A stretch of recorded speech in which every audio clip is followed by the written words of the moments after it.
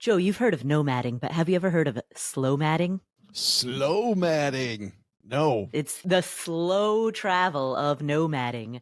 And we have a caller who has $500,000 from the sale of a home. Part of it has to be dedicated to slow-madding, but part of it needs to, remain intact for retirement. So we're going to talk about how to manage the proceeds from the sale of a home in the context of both slow-madding and long-term planning. Cool. All right. Welcome to the Afford Anything podcast. This is the show that understands you can afford anything, but not everything. Every choice carries a trade-off. And that applies to any limited resource that you're trying to manage, whether it's your money, your time, your energy, your focus. And so this is a show about how to optimize those limited resources. I'm your host, Paula Pant. I trained in economic reporting at Columbia, and I help you focus on what matters. Every other episode, I answer questions that come from you, and I do so alongside the former financial planner, Joe Saul-Sehy. What's up, Joe? I am present and accounted for. I've got coffee. We're going to do this. Absolutely. So I'm excited to answer the slow-madding question, but first, we're going to talk to Sara, who is 60 and about to retire in 5 years. But she's got some questions. Let's hear from her. Hi, Paula. I'm 60 and aiming to retire in 4 to 5 years. Currently, I earn about $35,000 annually. My house is fully paid off, and I have approximately $250,000 in brokerage account in Roth IRA and traditional IRA, as well as $250K in non-retirement CD account, which earn about 5% interest. My tax bracket is 12%. My Social Security benefit after retirement is about $1,000 monthly. I have 3 grown-up children. They do not live with me. 2 of them are already married. I plan to leave the house for their future retirement. I'm worried about my financial future. If I retire at the age of 65, my money will be exhausted before I reach 80. Can you advise if I am on the track to retirement at the age of 65? I love to travel. Additionally, should I adjust my retirement investment to 70 stocks, 30% bonds now or wait until closer to retirement? By the way, I need to remodel my house, and for the updates, I estimated I will need at least $65,000. Lastly, would it be beneficial to pursue a part-time work from home job to maximize my income? Any suggestion would be appreciated. Thank you, Paula. I'm a big fan of your podcast. Sara, thank you so much for calling in. Congratulations on having raised 3 children who are now adults and on having saved $500,000 plus having a fully paid off home. Let's talk about how to get you ready for a secure retirement. Now, first, you're 60 years old. That means you were born around 1964, depending on where your birthday falls. That means that per Social Security, your full retirement age is 67. And the reason that I point out the fact that you were born around 1964 is because the year of your birth determines what Social Security considers your full retirement age to be. So for example, if you were born in 1958, your full normal retirement age per Social Security would be 66 and 8 months. If you were born in 1959, it would be 66 and 10 months. But for anybody who was born in 1960 or later, full retirement age per Social Security is 67. You mentioned that your Social Security benefit will be about $1,000. That is, I'm assuming, the calculation if you were to withdraw in 4 to 5 years, meaning if you were to withdraw at the age of 64 or 65. What I'd like to encourage you to do is wait until you reach full retirement age, wait until you reach the age of 67, because that is a path towards collecting a higher payout for the remainder of your life. Said another way, there will be a benefit reduction if you were to claim that money prior to the age of 67. And of course, you don't want to see your benefits reduced. So wait until the age of 67 if you can. Now, let's talk about the other component, the $500,000 that you've saved in investment accounts. We can have a separate discussion about whether or not we ought to use the 4% rule, but just for the sake of discussion, using the 4% rule, that could generate an income of around $20,000 per year. So a fully paid off home plus an additional $20,000 per year is what you're looking at as a basis, which means, and I don't know what your normal monthly costs of living are, but it means likely you're going to need something to supplement that in order to bridge that gap between the $20,000 income that you can derive from your investments, the gap between that versus whatever your normal monthly costs are. And the one piece of information that we're missing is, what do you spend a month? So let's just say hypothetically, you spend on average $3,000 per month, including property taxes and insurance and everything else. If you spend $3,000 a month, which is $36,000 a year, that gap that you're trying to plug is $16,000. So that's the way that I would approach it. That amount of money that she gives up by taking Social Security earlier is not an insignificant number, Paula. Right. That is a very significant number. It's around 8% per year that you gain. If you look at any financial planner, that's the target rate of return they'll use. So you don't want to give that away, especially since Sara wouldn't have called in if she didn't think it were close. And it's going to be really close. I do have some good news for Sara, though, Paula. Not just during my time as a financial planner, but talking with lots and lots of CFPs over the years. You know what doesn't ever happen? What's that? Sara's biggest fear: you never run out of money. I've never seen a person run out of money. Now, that doesn't mean that it's all rainbows and unicorns, but the average person gets to a certain point and they realize that it's close, Paula. And so they change their lifestyle to make sure that they don't run out, that there's still enough acorns left in the nest to make it. I've never seen a person pull up to a Coke machine and just before they clutch their chest and put the last quarter in the Coke machine and then die. Never seen it happen. So Bill Perkins' whole thing about die broke, a great book, Die with zero? Die with zero, die broke, same thing. Yeah. It doesn't come true, which by the way is great news. But that said, it is going to be close. So when she mentioned getting a job, I like the job for a few different reasons. Right. I like it not just because of the income it'll bring in. It'll also make it easier for her to delay Social Security. Mm-hmm.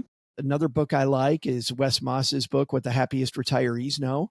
And they stay active. They've got stuff going on. They've got purpose. They got mission. They got these things. So Sara, if you can align yourself with some organization where you get paid and you're bringing in income and you're driving into retirement with this organization that needs you to show up a few days a week, on this part-time basis, good for everybody. Good for you. Good for them. So I would highly recommend that you consider employment during your retirement years. Absolutely. It can be something flexible, something part-time.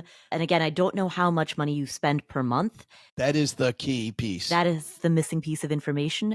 If you assume that you retain this paid off home and that you derive $20,000 from your investments, and you assume that you don't take any Social Security, then it's simply, what is the gap that you need to plug between the $20,000 per year that you're collecting and the amount X that you spend annually, right? And then once you know what that gap is, that's the number that you're aiming for when it comes to some type of part-time work. I worry when she asks about investment allocation, I worry, Sara, about you getting too conservative too early. And the reason I worry about that is because it's going to be so close, and you already have, in my estimation, for somebody that's going to be as close as you're going to be, too much money sitting in cash. Now, here's what we have right now. We still have a lot of inflation. We have a lot of inflation in the area of construction. Paula, I would tell her to do that renovation now. do it as soon as you possibly can, because prices are just going to keep going up in that arena. There's no way construction prices don't continue to at least keep up with general inflation, but may even continue to outpace it. So just the risk of that makes me go, you know what, if this is $65,000 today, you're not gaining anything leaving that money in a savings account and waiting until next year, the year after, or 5 years from now. Do that now so that you know what you have, and then keep a reasonable amount in your emergency fund and move the rest into investments, because it's going to be about keeping up with and beating inflation. And we need as much of your money to beat inflation as possible. So I wouldn't be looking at moving more money toward bonds. I would be looking at how much money do I need in cash as a buffer, so that if the market takes a tumble for a couple of years, I've got enough money in cash and cash flow to get myself through those couple of years, so that I can stay in a place where I have a shot at beating inflation. Got to stay in equities as much as you possibly can, I think. Sara, you also mentioned that you love to travel and you do plan to leave the house when you retire, so you're not necessarily going to be at home all the time, which is great because, first, there's a lot of part-time work that you can do that's remote. We're living in the new normal of remote work, and so there is a ton of opportunity for you there. But also, what's wonderful about travel is that it can actually be a path to saving money, because depending on where you go, a lot of locations, particularly outside of the United States, have a lower cost of living than locations in the US. And so you can decrease your cost of living by going to another country and spending 6 months there, working remotely, geo-arbitraging such that the dollar exchange rate really works in your favor. What I think a lot of people forget when people talk about long-term travel is that a lot of people sometimes mistakenly assume that long-term travel is expensive. It's actually often a money-saving tactic, right? If you rent out your home and then geo-arbitrage, go to a different location where the dollar exchange rate works in your favor, where the cost of living is significantly lower, you spend 6 months there, you actually end up saving money by virtue of doing that. So it's the best of both worlds in that you get to enjoy long-term travel, slow travel, and you end up with a bigger savings account than you had at the beginning. I think it's applying some creativity like that, Paula, that can really bridge the gap, not just for Sara, but for a lot of people. Right. Now, I know someone who, when he reached his 60s, he didn't really have much in the way of retirement savings. He had not much of a plan and not much in the way of investments or anything like that. And so he moved to Colombia in South America. He moved to Medellin. By virtue of moving to Medellin and working remotely, he was able to put himself into a much better position. Now, certainly far, far better than what he would have experienced had he stayed in the US. I've also heard there's a wonderful expat community there. Yeah, there are great expat communities in a lot of places. Cuenca in Ecuador, another great expat community. Well, and in Bogota as well. I've heard there's a great expat community. Yeah, all over the world. There are expat communities everywhere. A great one in Texarkana, by the way. I get along great with all the expats who've moved here. Fantastic one in Kathmandu, if I can give a plug to my home country. I went there. I was a part of it for a couple weeks. Yeah, you met my sister in Kathmandu. Seeing that photo of you and her, that was crazy. It was so fun. We had a wonderful breakfast, and yeah, on New Year's Day. So your sister was slightly hungover. It was the Nepali New Year, so it was April. New Year's in April. It was so fun. It was so wild, realizing that it's 2080. Yes, happy 2080. Yes, I've aged and I look great. We were talking on the Stacking Benjamin show about how J-Lo doesn't age. Look at it's 2080 and I look like I'm only in my 50s. Jay Saw doesn't age. Jay Saw, yeah. Jay Saw-Sehy. But there's this arbitrage, though, back to the point. There is this arbitrage that exists that if she chooses to travel that way, Sara could use in her favor. Absolutely. Absolutely. So Sara, I would definitely consider that as well. Rent out your home so that you're collecting some type of an income on it, at least enough of an income to cover property taxes, insurance, maintenance, management, all of those operational costs. And then indulge that love of travel and go to places where the US dollar stretches further and work remotely while you're there. It's a great way to have an adventure while also building up your savings coffers. Before we sign off, Sara, there's one other detail that I would be remiss not to bring up, and it's a controversial one. So we started this answer by encouraging you, both Joe and I agree, that you ought not to take Social Security until you reach full retirement age, which the Social Security Administration designates as age 67. But your benefits will increase if you further delay taking Social Security to the age of 70.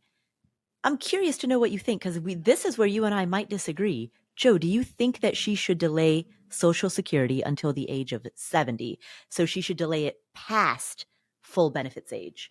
I think the first thing to do is consider your family's longevity. If there's extended longevity, then I think that works in favor of that. But generally, my bias is against it. And let me tell you why my bias is against it. It has nothing to do with money. The cool thing about this show and the cool thing about what we do is our goal is not to manufacture more money. Our goal is to manufacture more happiness and to get the goals as you stated them. And the further we get away from that, the more strain she's going to put on the rest of her portfolio, which means that it's going to start putting cracks in what she told us she wants to do. And so what I see often is people delay happiness in favor of more money. I don't know, Sara, but I could see, just based on what she's told us about her portfolio value and where it's at, I could see her making that decision. No, I'm just not going to retire till 70. Well, that's horrible. You told us you want to go 5 years from now. We've already talked about delaying Social Security. Whether she retires or not is a different thing. Now, let's say, Paula, let's say that she finds income that's meaningful, that she really likes, and she finds that the drain in her portfolio those first few years isn't what she thought it was, and she has some longevity in her family, then I start changing my mind. But my bias is against, because I see too many people delay what they say is going to bring them more joy. Interesting. Sara, here's what I would recommend. So if you go, we're going to drop a link in the show notes, but the Social Security website, ssa.gov/benefits/calculators, go to that page on the Social Security Administration's website, and they have a calculator where you can see an estimate of what your benefit will be if you take it at full retirement age, which for you is 67, or if you take it at the age of 70. So you can input your data to see what the expected future income will be for either decision. Take a look at the differential between the amount you would get if you took it at 67 versus the amount that you would get if you took it at 70. And based on that differential, I think when you see the actual numbers, that is going to inform which one you are more likely to want to do.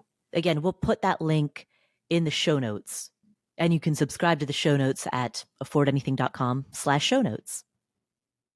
The benefit enhancement, if you delay Social Security by an additional 3 years, is significant enough that it at a minimum, it warrants looking at the numbers. It warrants looking at that estimate.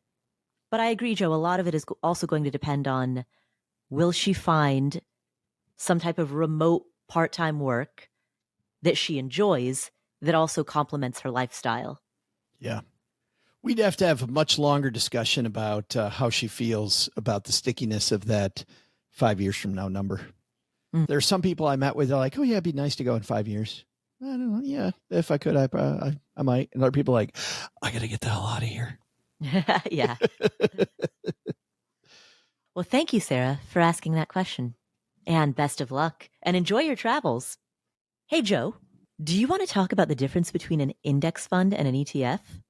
I was hoping you'd ask. Wow. Well, what a coincidence, because we have a caller who also has asked that question, and we're going to get to her question in just a moment. But first, we are committed to making sure that we can spread financial education and financial literacy to the public at no cost. And there are a number of sponsors who help make that possible. So we're going to take a moment to hear from the sponsors who allow us to bring you this show at no cost. And after that, let's dive into some index fund versus ETF nerddom. Our next question comes from Lauren. Hi, Paula and Joe. This is Lauren from Portland, Oregon. Thanks to you and the information you provide on this podcast, I have a pretty solid handle on my personal finances. But one question I can't seem to wrap my head around is index funds versus ETFs in investment accounts. I have about $190,000 in a 401k, about $63,000 invested in an HSA, $190,000 in an IRA, and $160,000 in a taxable brokerage account. What should I look at to determine whether to have those accounts invested in index funds or ETFs? Does the answer vary by account type? Currently, I'm in mostly S&P 500 index funds, and I'm trying to learn if there's any benefit to switching to the ETF equivalent in any of my accounts. Thank you. Oh, Paula, this is such a great, nerdy, interesting question. And I love it because it just gets into the history of mutual funds and exchange traded funds. It gets into the taxability of those positions, but there is good news. All right. What's the good news? They're both great. Yeah, they are. There are lots of little differences between them, but it truly isn't going to make a lot of difference on your ability to gain financial independence. Right. At a practical level, at an academic level, it's fascinating, but at a practical level, it doesn't really matter. Yeah. But super, super fun. Let's talk about the distinction at the academic level. Yeah. So mutual funds are older. This is what we have to remember, is that mutual funds became more prominent in the 1940s. Exchange traded funds, much, much, much lighter, really didn't find any prominence until the 2000s. They were certainly around before then, but even the prince of exchange traded funds and low cost investing, Jack Bogle, back in the 1960s, talk about how ridiculous low-cost index investing was. He wrote a paper on it, right? Before he became the guy who was behind it, he was the guy that said, no, thank you. Right. So, but obviously everyone's feelings have changed there. Exchange traded funds, though, because they were created later, are more efficiently created. So to very succinctly answer your question before we dive into the nerdery, an exchange traded fund is nearly always better than a mutual fund. They're going to be slightly less expensive. They're going to be more efficient. When they trade out positions, exchange traded funds inside of the packaging of the exchange traded fund can swap out positions without tax consequences because of some legal loopholes where mutual funds have to replace and sell. Let's say you've got NVIDIA, and now some of that NVIDIA needs to be replaced, needs to be moved. Inside of a mutual fund, everybody will pay a tax when some of that NVIDIA gets sold off to redistribute to make sure that we stay exactly where the S&P 500 is, which I'll use as an example because that's what she's invested in. When that happens, then, regardless of if you've gotten in last week, last month, last year, at the time of record, which is generally late November for most mutual funds, at the time of record, everybody who owns it on that day, if you're outside of any tax shelter, you're going to pay the tax. So let's say that, Paula, you go buy this in mid-November, not thinking about the tax. You just pick some up, and then they sell off this NVIDIA with this monster capital gain because they sold it, no fault of yours. You're going to get a gigantic tax bill. Even though you weren't there for most of those gains, you're going to get a tax bill. And it's just purely the way that there's no fair way for them to distribute the capital gains tax. So what they do that is fair, they tell everybody ahead of time, they're like, hey, this is the day in late November we're going to do it. This is how much it's going to be. You decide if you're on board or not. And they make that public information every year. But if you're in a mutual fund, you're going to pay the tax. If that's an ETF, that doesn't happen. There's a different mechanism they use where they're able to swap it out and swap in another one and technically not sell. And like I said, it's just a loophole that ETFs get to use because it's a more modern invention. And so there will be no tax on the ETF. So ETFs generally more tax efficient. So to directly answer the question, outside of your IRA is where this matters more. If it's going to matter anywhere, it's going to matter outside of your IRA. Inside of an IRA, because you're not going to have any of these taxes, that doesn't matter. The only thing that matters then, Paula, are two other things. The difference in fees and expenses. Cue Joe's gigantic eye roll. Who cares? Because the fee on the mutual fund is still going to be super tiny, but the ETF will be tinier. Right. The bigger thing is ease of buying, which ease of buying currently is in favor of the mutual fund. Mutual funds, because they're older, also have this wonderful on-ramp where you can just say, I want to put $100 in it a month, and the mutual fund company can hook that up, and you just buy, whatever percentage that happens to be on the day. It's easy to dollar cost average in.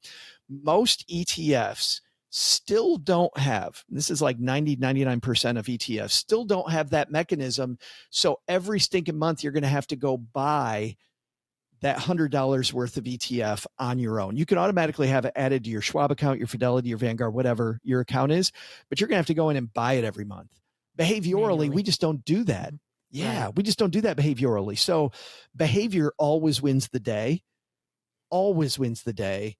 Buy the mutual fund if you're buying in. If you're not buying in, if you're just lump summing a bunch of money in, or you have a bunch of money sitting there and you want it, almost always choose the exchange traded fund. Because if you're going to have to make the move once manually, then the ETF is going to be the way to go. By the way, I do think, and I believe you're on board with this, Paula, I do think that's going to change. I think, they talk about breaking news. I think it's coming. I seriously think in the next 5 years, because of how sexy exchange traded funds have become, and how much these companies know that the word is out about exchange traded funds. So I'm thinking in the next 5 years, we are going to see that change where ETFs will be as easy to buy as mutual funds. Right.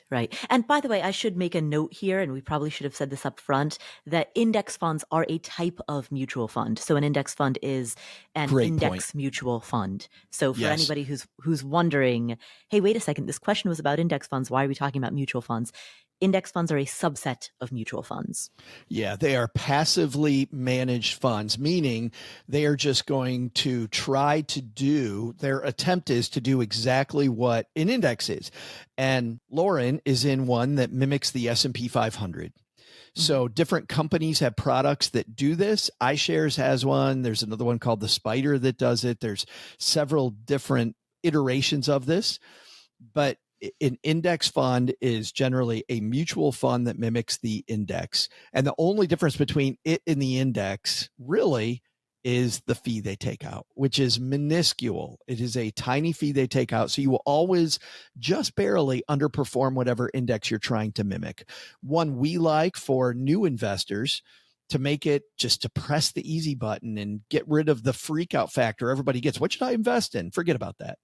Just go buy the total stock market index, Right. which for a beginning investor, I think, Paula, I can even speak for you here. I like better because you're buying a little bit of everything. You get some small companies, some medium-sized companies, some international exposure, large companies, and they're all in proportion. It is truly pressing the easy button for a new investor. Right. And as I said on a recent podcast episode, as I said on the May 2024 First Friday episode, another reason that I love the total stock market index fund, particularly right now, is because I'm extremely bullish on AI. And I think the best way to invest in AI is through a total stock market index fund, because the future of AI and the future of the US total stock market are moving in lockstep. Yeah. It is an interesting time to be an investor.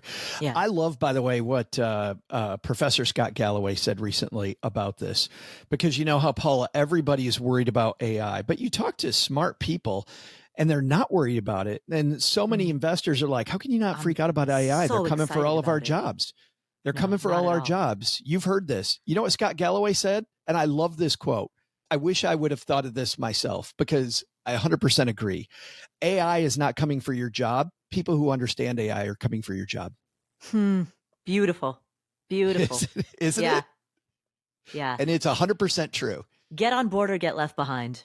Yeah, it's Period, end of exactly story. what you certainly need to know what AI can do for you in all aspects of your life, because it is very exciting.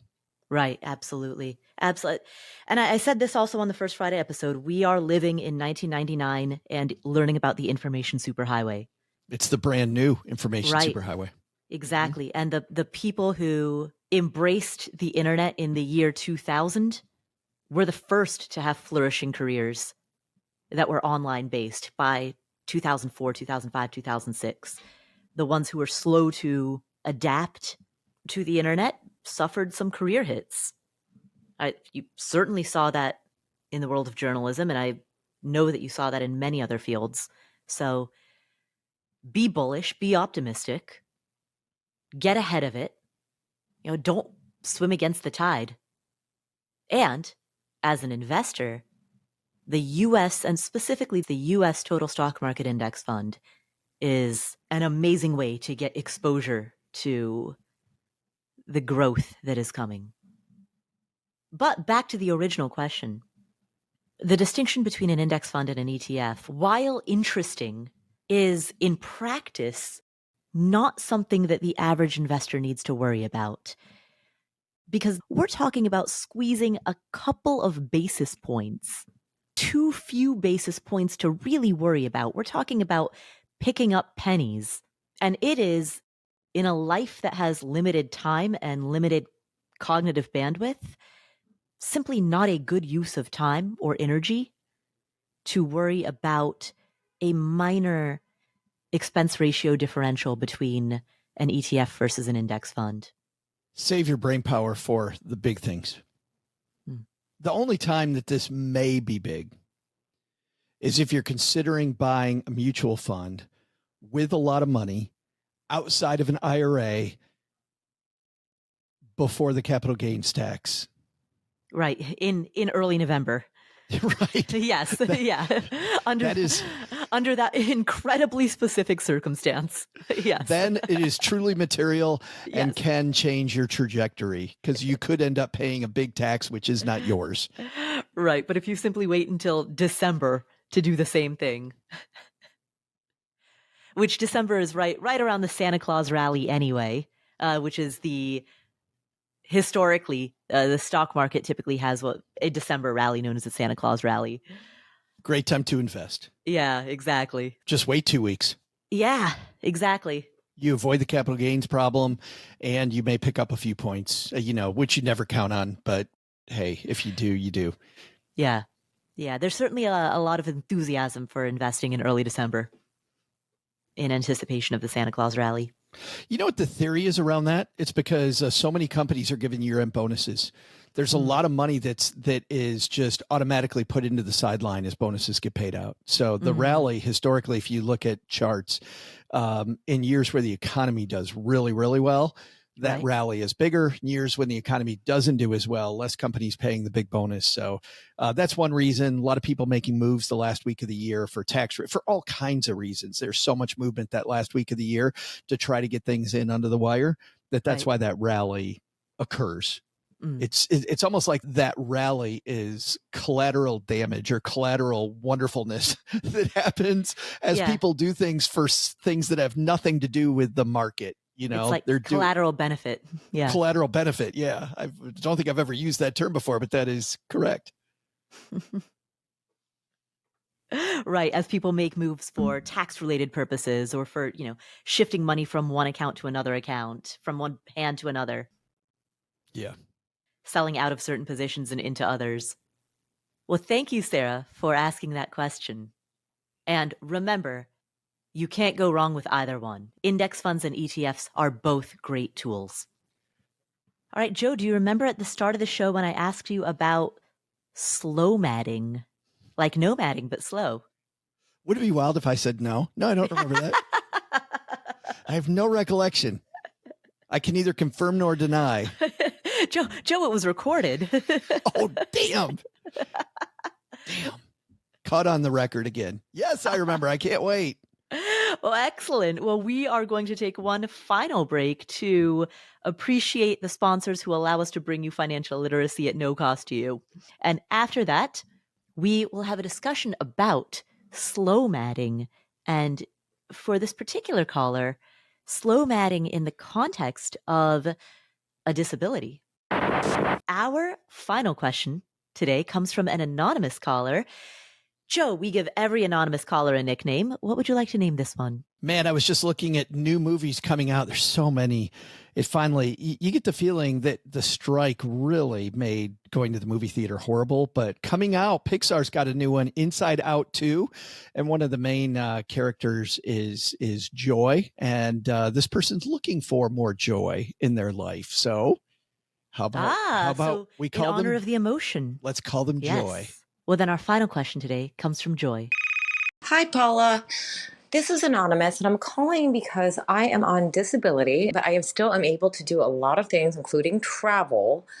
And I'm about to sell my home at about $500,000, and I would love to know what I should do. I'm not going to buy another home for a while. I'm going to be nomading or slow-madding like I used to do.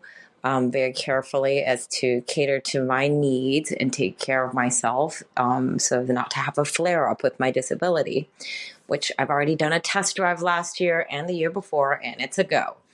So just as long as I can have some really good, safe investment styles and diversification strategies for this $500,000 windfall, that would be wonderful, Paula. Thank you. Thank you so much for calling in. I absolutely love the plan that you've made. You know what I love is the fact that you have done a test drive. I was going to comment on that too. That was like the first thing. Exactly. Because, and I love the fact that you've done two. You did a test drive last year and the year before, right? So you've tested this out. You've run a sample. You know that it works.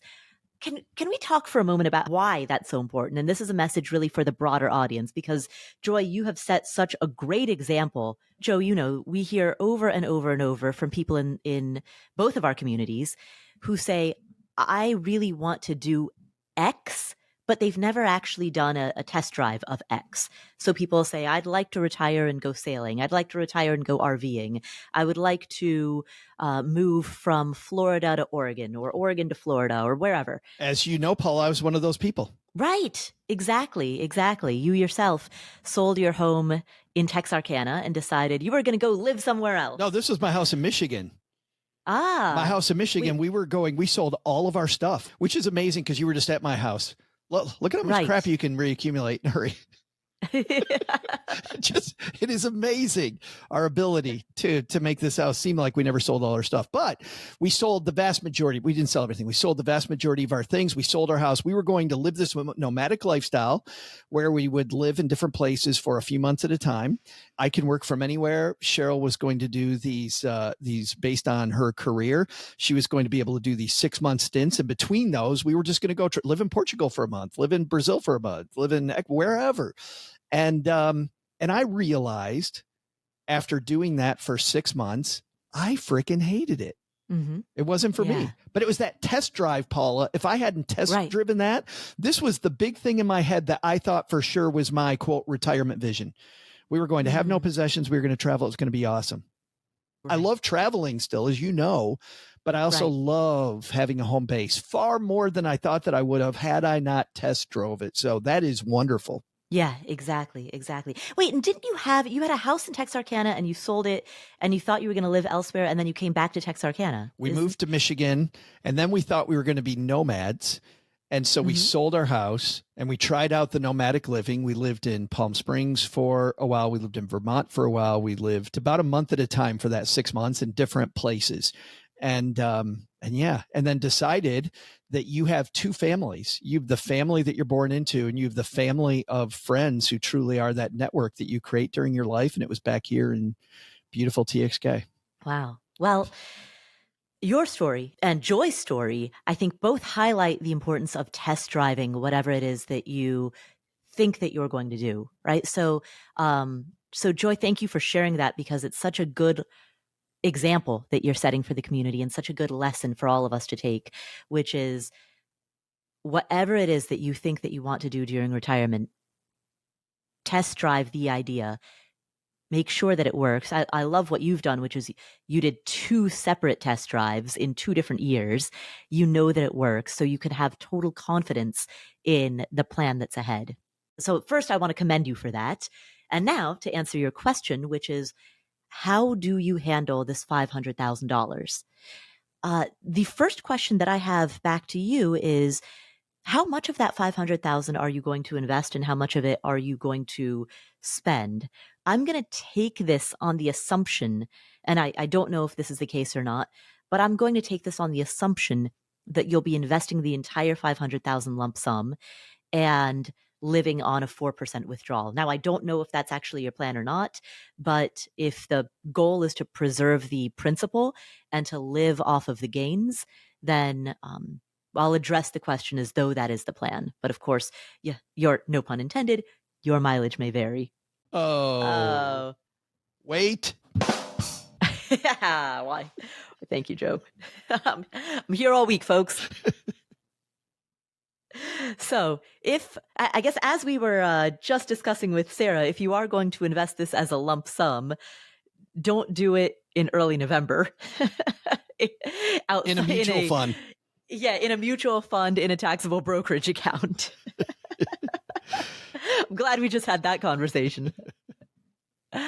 Generally speaking, lump sum investing is better than metering this out, because if you do invest it in a lump sum, statistically speaking, you are better off deploying that money into the markets immediately than you would be if you were to hold it in cash and slowly start metering it into the markets. So when you sell your home, putting that entire lump sum into the markets right away in a manner that is asset allocated based on your timeline, that lump sum investment is better than keeping a portion of it in cash. And for a detailed explanation as to why, I'll refer you to episode 507, affordanything.com/episode 507. I think there's a discussion, Paula, we need to have around the word safety, because when people think safety, the default feeling people have is that means freedom from fluctuation. The thing that I will encourage you to do is to think about safety in a different way. Safety is making sure this money lasts for a long, long time. And unfortunately, if you're going to try to beat inflation, then fluctuation comes with the territory. And it's much more about getting more comfortable as the passenger on that moving portfolio that's going to be on a bumpy road than it is about safety. Because if you go for things that are FDIC insured, this money's going to not last very long at all. Right. Yeah, you need an equity bond split. Yes. Safety is, for me, as much of this in equities as possible. So order of operations, pay down high interest debt, because that's a guaranteed rate of return. Next is make sure that you've got your emergency fund money that you can get to if the markets go haywire, that you don't have to worry about. That's your FDIC money, a high yield savings account for that. And then the rest of it as aggressive as you can stomach. Now, when I say aggressive, I don't mean going and picking individual stocks like you're some stock jock that's betting. We don't want to bet, but certainly buying some responsible large company mutual funds or exchange traded funds. I think that asset allocation, though, should have a bias toward equities. The cool thing is that you can buy different types of equities that will give you some cool diversification. This piece blew my mind, which is that you can buy a large company ETF like the S&P 500, And you can add to it 3 other exchange traded funds that generally are more aggressive. Let's say small company, mid-sized company, international. Your overall volatility for that portfolio will go down, even though you added 3 more volatile ETFs to that, which blows my mind. How do you add more aggressive stuff to it and it's less volatile? The reason is you're on 4 different up and down roller coasters versus 1. And so I think diversification is your friend, not FDIC insurance. Right, exactly. And Morningstar is a fantastic resource, particularly the Efficient Frontier. Yeah. Yeah. Portfolio visualizer as well. We'll link to all of that in the show notes. Now, Joy, you'll notice that we did not recommend a specific asset allocation. There are some people out there who do that. There are some people out there who will use these very broad rules of thumb that says, oh, your age minus 10 is the percentage that you should put in bonds with the remainder in equities, right? There are these broad rules of thumb, but the problem with those rules is that they are so generalized, so blunt. And when I say that, I don't mean blunt as in direct. I mean blunt as in dulled, unsharpened, right? Unhoned, uncut, right? These broad, generalized, dulled types of broad rules of thumb are useful teaching tools for the sake of getting a big picture framework of directionally where are we going, but they should never be applied to a given individual.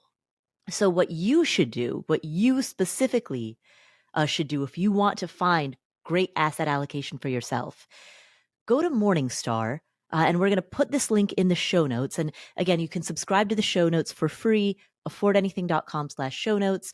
You can also go and see the show notes of any given episode by just searching affordanything.com/ and then write the words episode and then the episode number. So for today's episode, it's affordanything.com/episode 511, episode 511. At any rate, go to Morningstar, and they have a particular page where you can see these model asset allocation portfolios. So what you'll do is you'll go to asset allocation portfolios, right? The main page, which we're going to link to in the show notes. Click on the button that says view portfolios, and then you'll be taken to a page where you can choose among a variety of portfolios. There's ESG, there's active mutual funds, there's fixed income allocation. What you will want to do, assuming that you want a passively managed, low-cost, tax-efficient strategy, which is what we promote here on the Afford Anything podcast, is click on the choice that says ETF. It's right at the top of the page.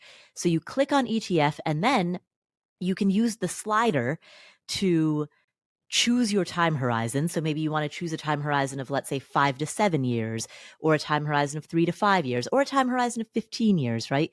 So you choose the time horizon for a batch of investments that you want, and then you can click the button that says full portfolio overview, and you can see some model portfolios. So this is a really good resource for not just you, but for anybody who's listening who wants to get a sense of what their asset allocation ought to be. And remember, with this $500,000 that you have, this big lump sum has different timelines and different goals within it. So there's going to be some portion of this 500,000 that has a 15-year time horizon. There's also going to be some portion of this 500,000 that has a 5 to 7 year time horizon. There's going to be some portion of it that has a 3-year time horizon, right? So you'll want to divide the money that you have into different buckets based on the time horizon of each bucket. And then you'll want to asset allocate for that particular time horizon. So let's just say, for the sake of keeping it simple, let's say that you break this $500,000 up into 5 different buckets. And each of those buckets has a different time horizon. You've got one bucket that is that 15 plus year time horizon. You have a second bucket that has a time horizon of 10 to 15 years. You have a third bucket that has a time horizon of 5 to 7 years. You have a fourth bucket that has a time horizon of 3 to 5 years. And then you have a fifth bucket that has a time horizon of 1 to 3 years, right? You'll want to asset allocate each bucket differently based on its time horizon. Using a tool like Morningstar's Asset Allocation Builder will help you see what some model portfolios might look like. We're going to link to that in the show notes. Subscribe at affordanything.com/show notes at no cost. You can also view it on the website, affordanything.com/episode 511. Thank you, Joy, for the question, and enjoy your nomading and your slow-madding. That concludes today's episode. Thank you so much for being part of this community. If you enjoyed today's episode, please do 3 things. Number 1, most importantly, share this with a friend, a family member, a colleague, a neighbor. Share it with the people that you know, because that's how we spread financial literacy. Number 2, please follow us on 3 platforms: Apple Podcasts, Spotify, and YouTube. Please give us a follow on all of the above if you got value from this show. And please, while you're there on Apple Podcasts and on Spotify, leave us up to a 5-star review. The third thing is, please join our community. It is no cost and a great way to connect with other like-minded people who have similar goals. You can find our community at affordanything.com/community. We're also on Facebook and Twitter as Afford Anything, and on Instagram as Paula Pant. Thank you again for tuning in. I'm Paula Pant. I'm Joe Saul-Sehy. This is the Afford Anything podcast, and I'll meet you in the next episode.